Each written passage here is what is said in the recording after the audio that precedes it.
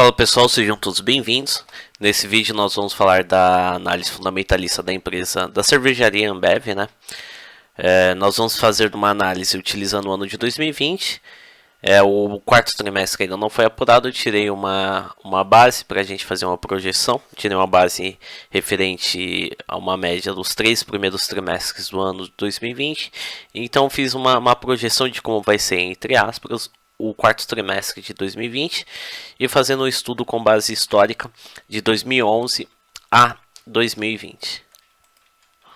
Bom pessoal, antes de mais nada, se vocês gostarem do vídeo e quiserem acompanhar as próximas análises, ou se você quiser verificar as análises que já estão feitas no meu canal, quiser se inscrever aí, ativar o sininho, já agradeço demais. E aqui também tem mais redes sociais, o Instagram e o Facebook. Bom, vamos começar aqui com a análise do ativo da empresa. Vamos começar essa primeira parte falando um pouquinho mais da questão patrimonial da empresa.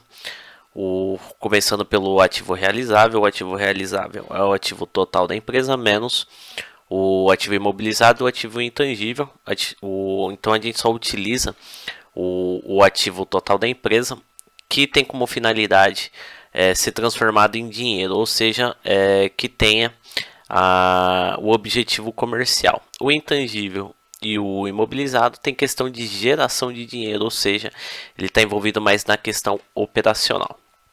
Bom, a gente consegue avaliar aqui que período pós período vem crescendo a questão do ativo da empresa, ou seja, os seus bens e direitos historicamente vem em crescimento constante. Isso é muito bom. Ponto positivo aqui para a empresa. Ou seja, a empresa vem numa evolução histórica, a questão dos seus bens e direitos, a questão positiva da empresa vem aumentando, vem em crescimento histórico. Bom, isso aqui é o caixa equivalente da empresa, isso daqui é o que a empresa tem de dinheiro disponível, é o dinheiro que ela tem no caixinha da empresa, lá caixinha entre aspas, e o investido nas contas de alta liquidez, ou seja, de liquidez imediata. De 2013 a 2016 veio num período decadente. 2015 aqui teve um suspiro aqui, mas voltou a cair em 2016. A partir de 2017 a 2020 vem no crescimento aqui, numa evolução histórica bem forte, principalmente de 2019 a 2020. Bom, isso aqui é a conta de clientes da empresa, ou seja, o direito que ela tem de receber dos seus clientes no período de curto a longo prazo. De 2013 a 2014 veio num período de queda, apresentando recuperação. Fez uma onda aqui, começou um período de crescimento de 2015 a 2018. A partir de 2019 a 2020, a sua carteira de clientes está no processo de tendência de queda aqui, então aqui já bate um sinal de alerta que os direitos que a empresa tem de receber vem diminuindo muito, ou também pode ser explicado como que o caixa da empresa aumentou aqui, então diminuiu a questão, ela recebeu dos seus clientes aqui, mas o ideal é período pós período, tá aumentando aqui a questão do direito que ela tem de receber dos seus clientes. Bom, vamos começar com a análise do passivo. Na verdade, aqui eu coloquei passivo, mas nós falamos um pouquinho mais abrangente, falamos um pouquinho do balanço patrimonial. Aqui a linha azul, o ativo é representado aqui nessa linha azul aqui no gráfico. A linha cinza é o patrimônio líquido e a linha laranja é o passivo total da empresa. Bom, aqui a questão patrimonial da empresa está excelente, está muito boa, está positivíssima. O ativo está bem superior em relação ao passivo da empresa.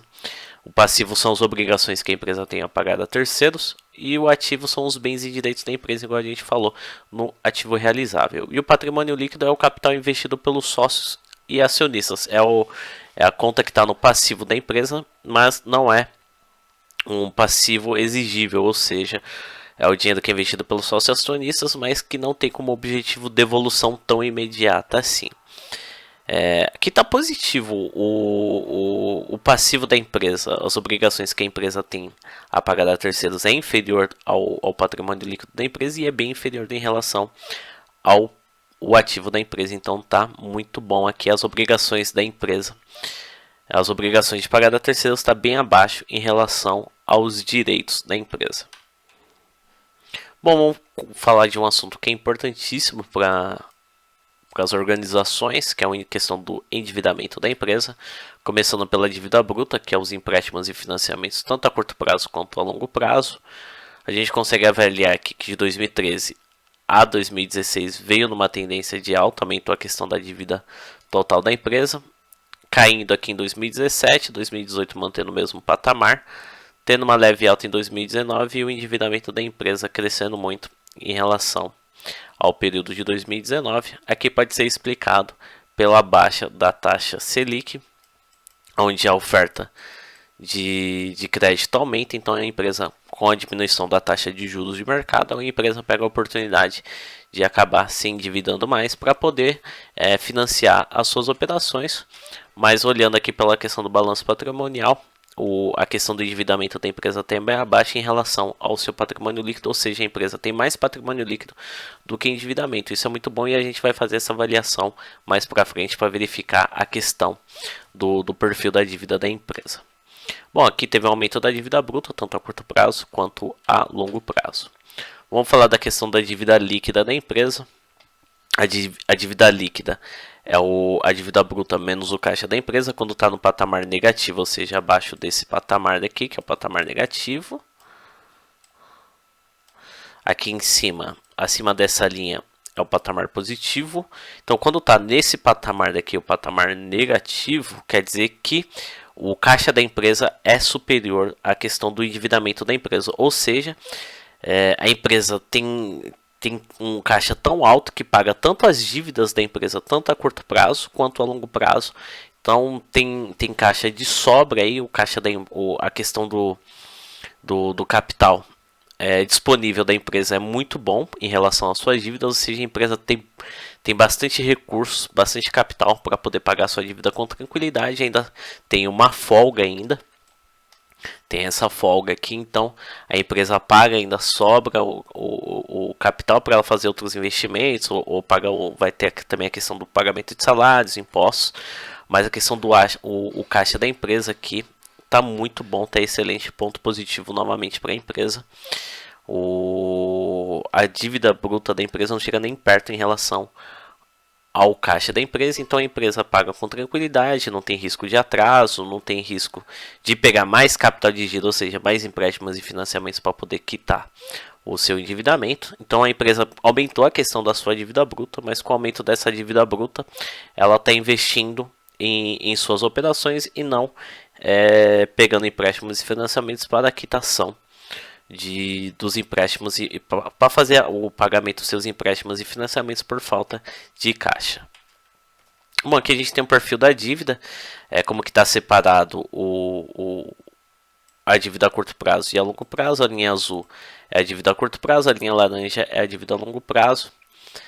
Aqui o ideal é sempre a maior parte da dívida está a longo prazo, ou seja, acima de 12 meses, e a menor parte está no período de 12 meses, que é o período de curto prazo. De 2013 a 2015, a maior parte da dívida ficou a longo prazo, mas a partir de 2016, 2017, 2018, a maior parte da dívida ficou a curto prazo, mas pouca diferença, assim. Mas assim, é uma situação tão preocupante por causa do caixa da empresa é tão alto, então mesmo que a maior parte da dívida da empresa esteja a curto prazo, a empresa consegue quitar com tranquilidade, então não é uma situação preocupante. Agora ficaria preocupante se a maior parte da dívida estivesse a curto prazo, a empresa não tivesse caixa para poder quitar, para poder honrar esses compromissos aí com os bancos e financeira, aí a empresa tem que pegar mais empréstimos e financiamentos com bancos para poder quitar essa dívida, vai virar aquela bola de neve, aquela situação preocupante, a empresa vai ficando mais endividada, com caixa baixo. E se a empresa não tiver crédito também, tem o risco da empresa não tiver crédito no mercado, aí vai gerar atrasos, multas, aí os bancos vão entrar com recursos contra a empresa, aí a empresa vai ter que vender seus ativos para poder honrar essa dívida aí com bancos financeiros, aí vai entrar em recuperação judicial, aquela complicação toda que a empresa acaba entrando em concordata e até falindo. Mas não é o caso da Ambev.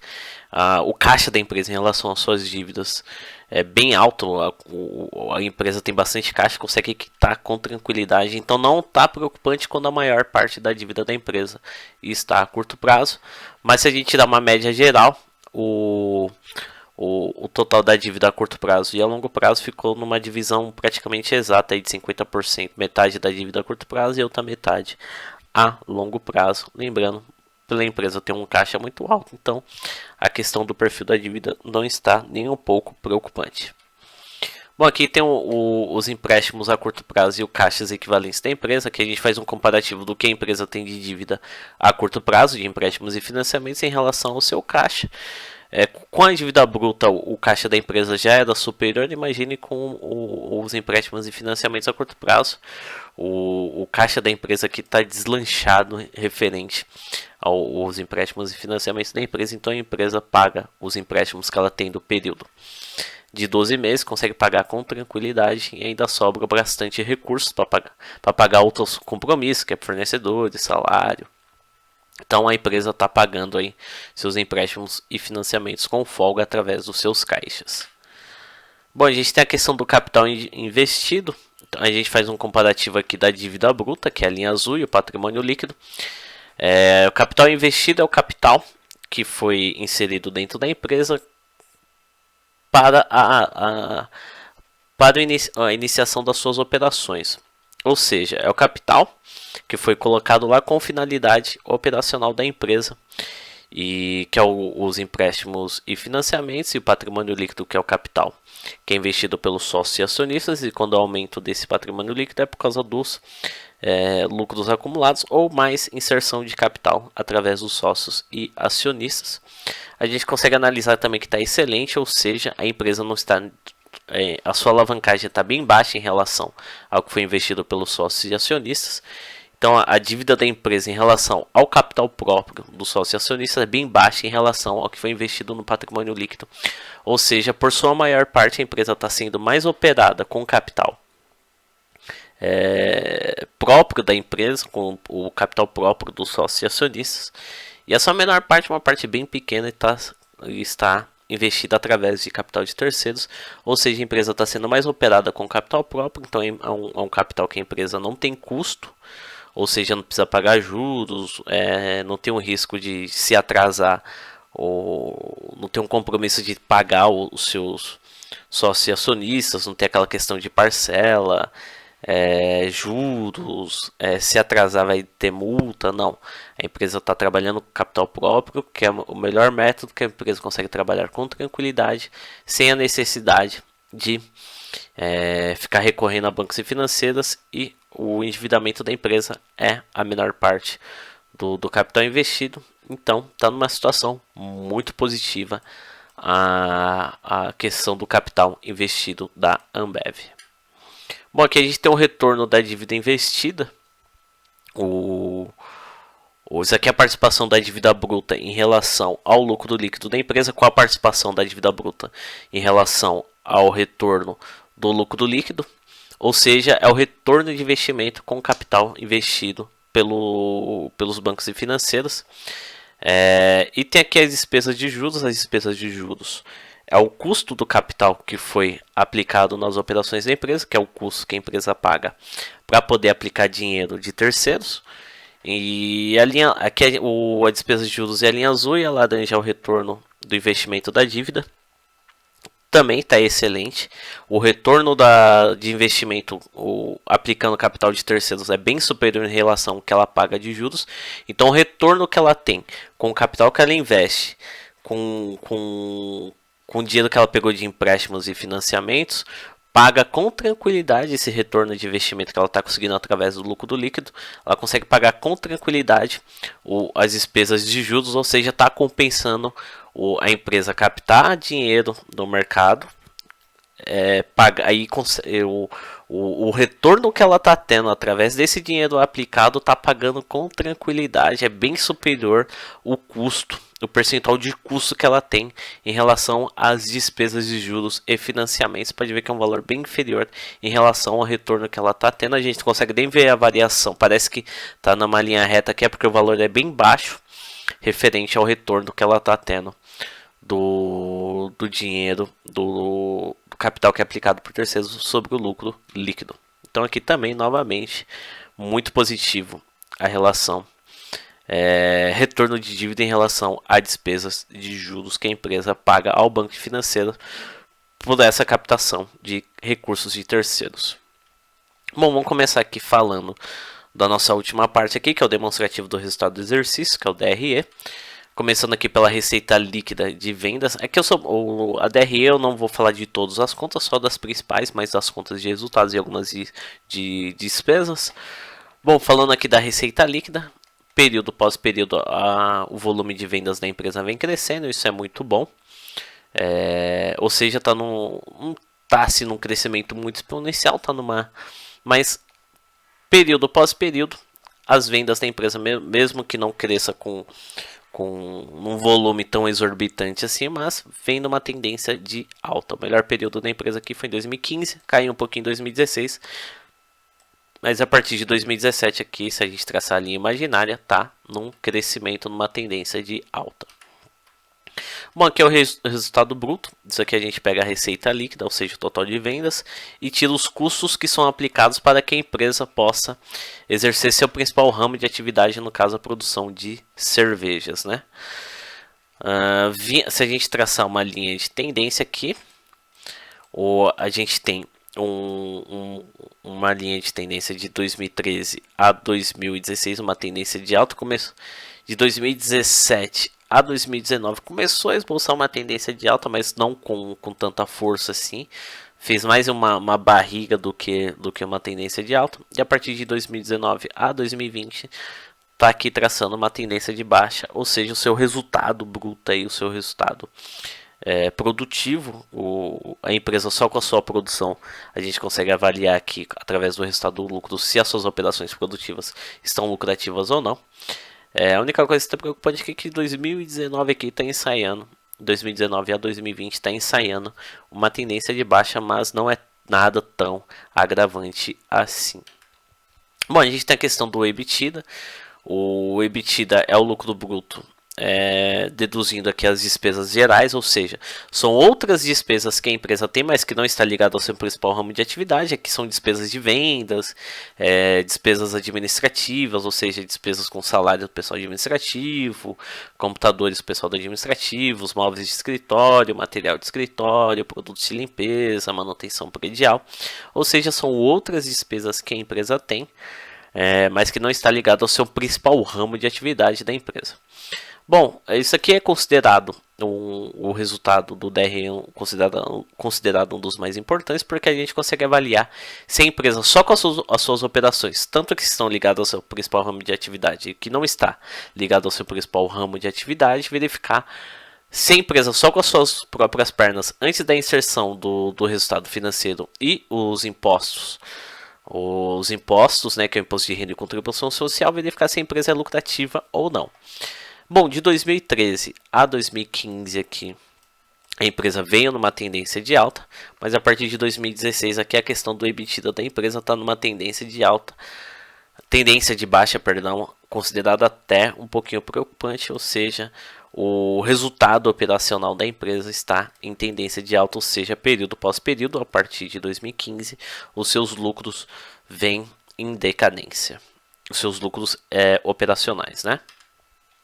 Bom, aqui a gente tem um resultado financeiro, isso daqui é o que a empresa ganha ou perde do mercado financeiro. Se está abaixo desse patamar daqui, é o patamar negativo, ou seja, a empresa perdeu mais dinheiro do que ganhou no mercado financeiro. E se estiver acima desse patamar, quer dizer que o que a empresa ganhou no mercado financeiro foi superior ao que ela perdeu. Bom, de 2013 a 2020, sempre esteve no patamar negativo, ou seja, a empresa sempre perdeu mais dinheiro do que ganhou no mercado financeiro. Se a gente traçar uma linha aqui, está numa tendência de baixa, suas despesas financeiras, período pós período, vem aumentando com força. Um pouquinho preocupante aqui. 2019 até ameaçou, esboçou uma recuperação, mas 2020 aqui caiu. Continuou aqui a tendência de baixa e com força. Lembrando que aqui é o que a empresa que envolve operações com variação cambial, os juros dos empréstimos que a empresa paga, o que a empresa ganha ou perde nos investimentos que ela faz em outras empresas. Aqui também envolve variação cambial, acho que eu já falei. Juros que ela paga de empréstimos e financiamentos e o que ela ganha e perde e operações de investimentos que ela faz no mercado financeiro.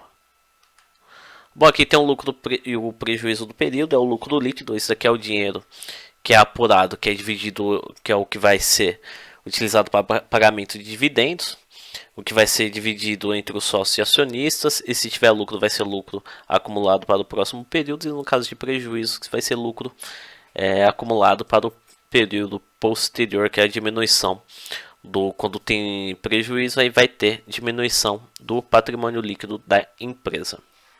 Bom, a gente consegue analisar aqui que de 2013 a 2016, principalmente de 2013 a 2014, teve uma tendência de alta. A partir de 2015 a 2014 a 2016 ficou bem estável, né? Ficou praticamente no mesmo patamar.